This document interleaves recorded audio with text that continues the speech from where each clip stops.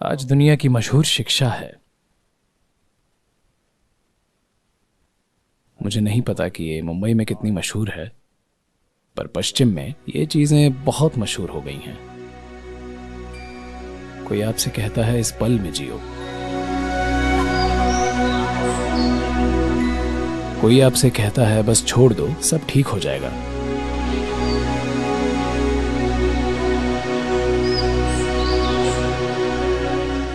यानी कोई और आपके जीवन की देखभाल कर रहा होगा, तभी आप सब छोड़ सकते हैं।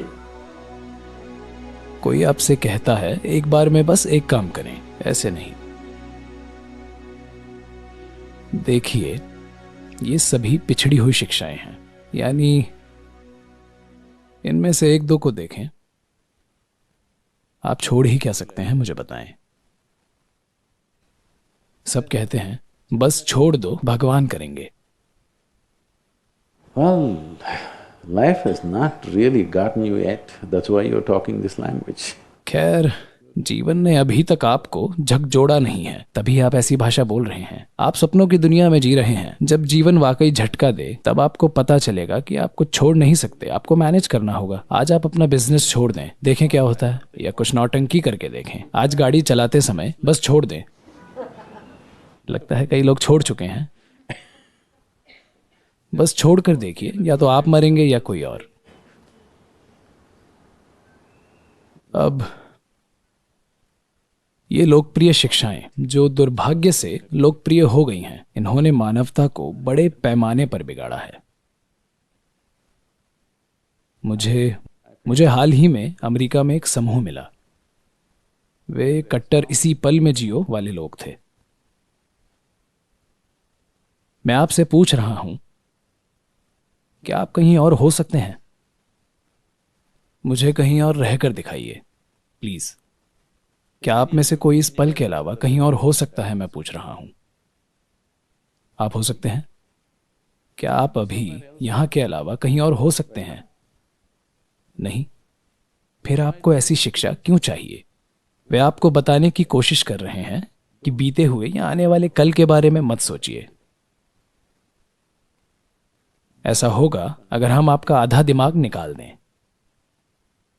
अगर मैं आपका आधा दिमाग निकाल दूं, तो आप बीते हुए या आने वाले कल के बारे में सोच पाएंगे? बस इस पल में जियो। ये हो रहा है क्योंकि लोगों को एक जगह चैन से बैठना भी नहीं आता, ठीक है?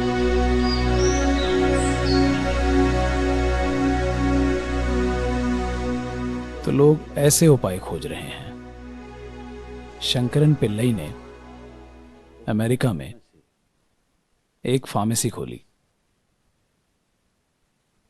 और एक दिन उसे कोई काम था, कोई छोटा काम जो उसे करना था। तो उसने अपने किशोर बेटे से कहा, प्लीज 1 घंटे के लिए दुकान की देखभाल करो, मैं आता हूं। लड़के ने कहा, कोई बात नहीं डैड। तो वो बाहर गया। 1 घंटे बाद वो वापस आया। जब वो वापस आया तो दुकान के सामने एक आदमी था जो खंबे को गले लगाकर खड़ा था। उसकी आंखों की पुतलियां ऊपर चढ़ रही थीं और वो बिल्कुल पागल लग रहा था। शंकरन ने उसे देखा कि वो आदमी दुकान में जाना चाहता है या दुकान से आ रहा है, कुछ पता नहीं। तो उसने उसे देखा और अंदर जाकर अपने बेटे से पूछा, वो आदमी कौन है जो इस तरह खंबे को गले लगा रहा है? क्या वो हमारा कस्टमर है? लड़के ने कहा, हाँ डैड, वो हमारा कस्टमर है। तुमने उसे क्या दिया? ओह, उसे काली खांसी थी, तो मैंने उसे जुलाब की दवाई दी और उसे यहीं पर गोलियां खिला दी, सारी गोलियां। उसने कहा, क्या काली खांसी के लिए तुमने उसे जुलाब की दवाई दी? क्यों? अरे डैड, उसे देखिए, क्या अब उसमें खांसने की हिम्मत है?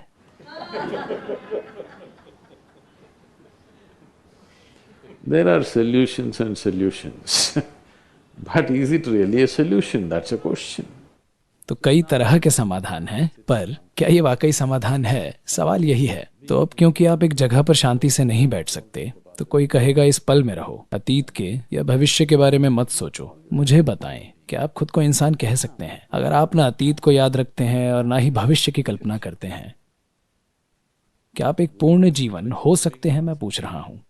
आप एवोल्यूशन के स्तर में पीछे जाना चाहते हैं क्योंकि आप अपनी बुद्धि को संभालना नहीं जानते।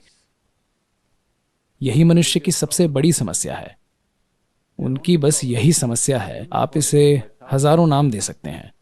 But the only problem is you do not know how to handle your own intelligence, isn't it? पर इकलौती समस्या ये है कि आप अपनी बुद्धि संभालना नहीं जानते, है ना? आप देखेंगे अगर हम आपका आधा दिमाग निकाल दें तो आप शांत हो जाएंगे, हाँ या ना? पर मैं पूछ रहा हूँ, क्या ये कोई समाधान है? क्या ये कोई उपाय है कि आपका आधा दिमाग निकाल दिया जाए, यानी मुड़कर अतीत में देखने और भविष्य में देखने की आपकी क्षमता को ही निकाल देना? अगर आप ये क्षमता हटा दें तो शायद आप शांत हो जाएंगे, पर इससे क्या हासिल होगा? मुझे पता है कि आज कई लोग ये बातें कर रहे हैं। शांत होना या मन की शांति ही आपके जीवन का परम लक्ष्य है। यहां तक कि ये नाम के आध्यात्मिक शिक्षक और लीडर्स भी कह रहे हैं, मन की शांति ही परम लक्ष्य है। आप अपना दिमाग लगाइए और बताइए, क्या आप आज रात खाने का मजा ले सकते हैं? अगर आप शांत नहीं हैं, अगर खुश नहीं, तो कम से कम आपको शांत तो होना चाहिए खाने का मजा लेने के लिए, है ना? क्या आप घर ड्राइव करने का मजा ले सकते हैं अगर आप शांत नहीं हैं? क्या आप अपने आसपास के लोगों का या फिर अपने काम का आनंद ले सकते हैं अगर आप शांत नहीं हैं? मैं पूछ रहा हूं। अगर आप खुश या आनंदित नहीं हैं तो आप कम से कम शांत तो हो, है ना? तो मैं आपसे पूछ रहा हूं, क्या यह जीवन की बुनियादी जरूरत है या ये जीवन का परम लक्ष्य है? ये सबसे बुनियादी जरूरत है। पर अब लोग शांति को स्वर्ग भेज रहे हैं, कह रहे हैं शांति जीवन का परम लक्ष्य है। ऐसे लोगों को कब्र में ही शांति मिलेगी।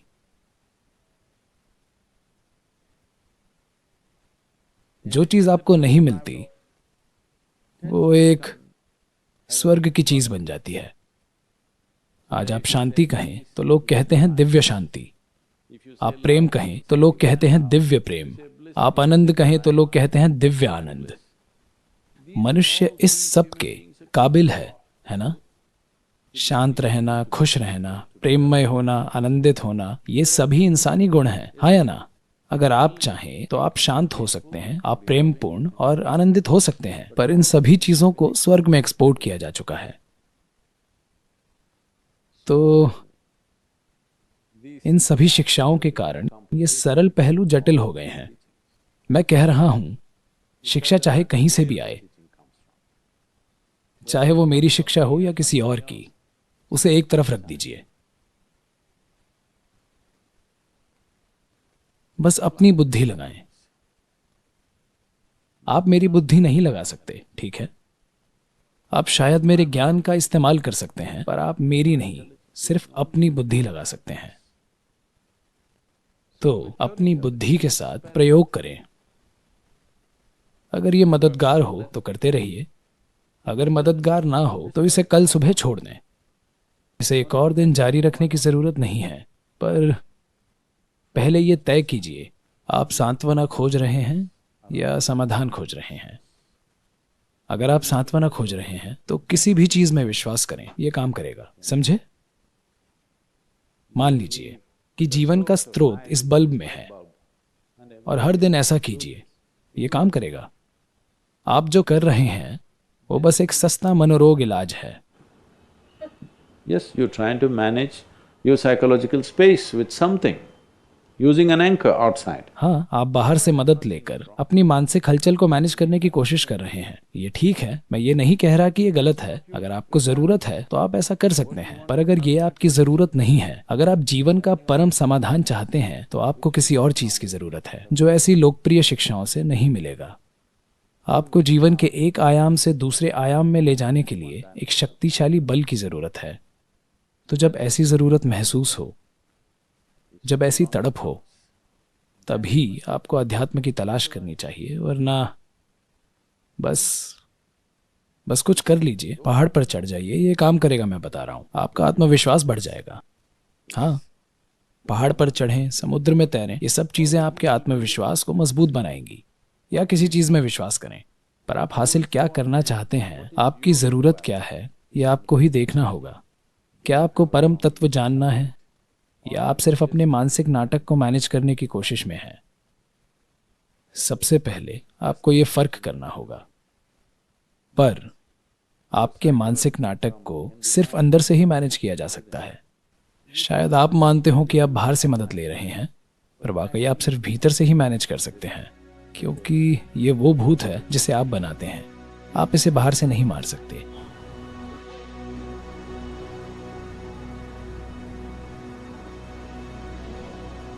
तो सभी शिक्षाएं छोड़ दें, आप ठीक हो जाएंगे।